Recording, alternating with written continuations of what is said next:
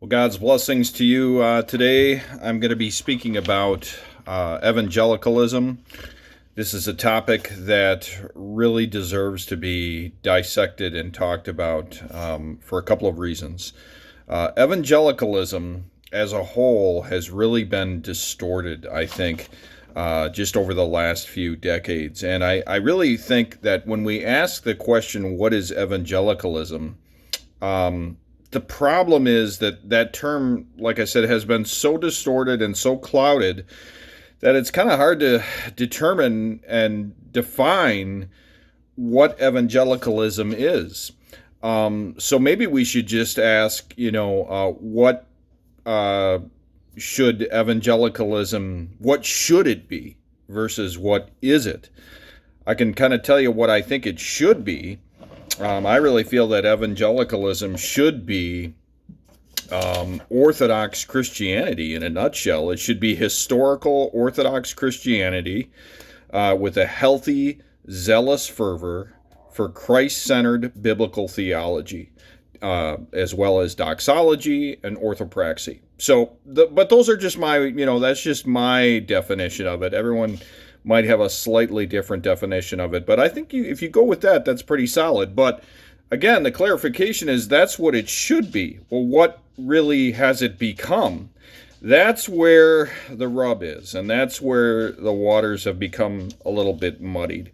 So let's kind of just give you a quick flyover of the last 120 years, and we'll do that in a couple of minutes, just 2 minutes or so, if you bear with me here. It has, as recently as one of the most recent Ligonier conferences, I think they did a very good job of kind of dissecting this. Evangelicalism has kind of, it's I don't want to use the word splintered, but it has, there's been a segment that has kind of gone into different directions. So it's kind of I would say compartmentalized a little bit.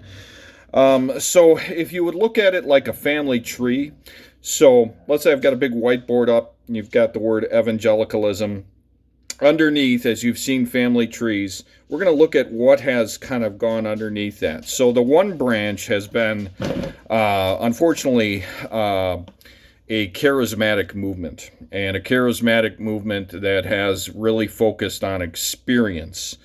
And spiritually, the emphasis there has been on experience. And there's really been a drift in theology based on rallying around my experience, your experience, my feelings, your feelings, etc. Feeling based. Now, the problem with this is when you get focused too much on experience, you really lack the hermeneutics necessary to rightly interpret the Word of God. And that's crucial. It's crucial. You've heard the verse, we need to rightly divide the word of truth. And so the problem with that is that the rightly interpretation of the Word of God tends to get clouded quite a bit. Now, the charismatic movement started around 1900.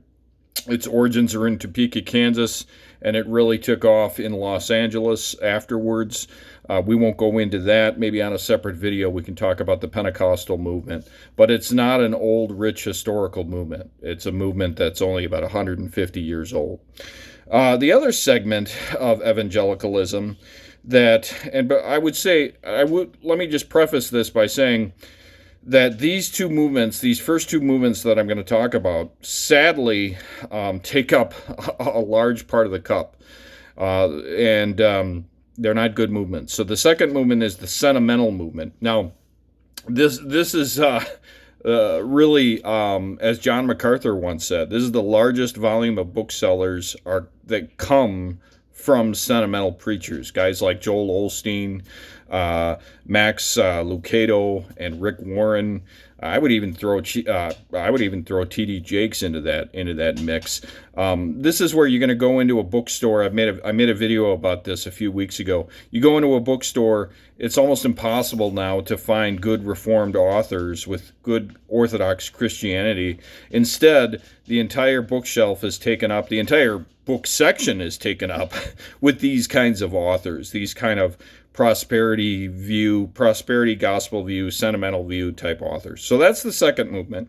The third movement, which is good news, is the Reformed movement, and there has been a huge resurgence in Reformed theology. I would say just in the last 30 years, beginning in the mid 90s, thanks to guys like R.C. Sproul and thanks to guys like John Piper. This is really the bright side, but it's still the minority report. The Reformed movement is booming, though, and that's really good news. Technology is a huge part of that.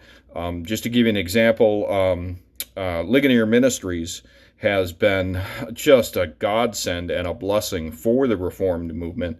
You know, you look at in the history of Christianity, let's look at real modern day history.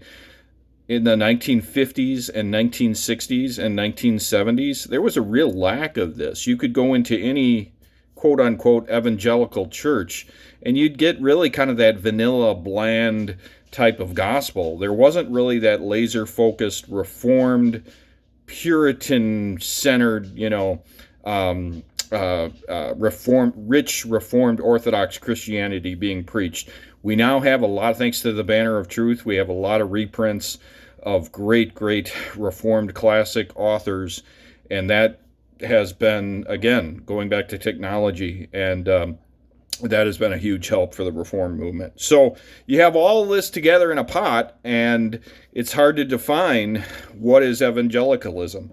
But like we said at the top, we know what evangelicalism should be, but it's, again, harder to define what it has become.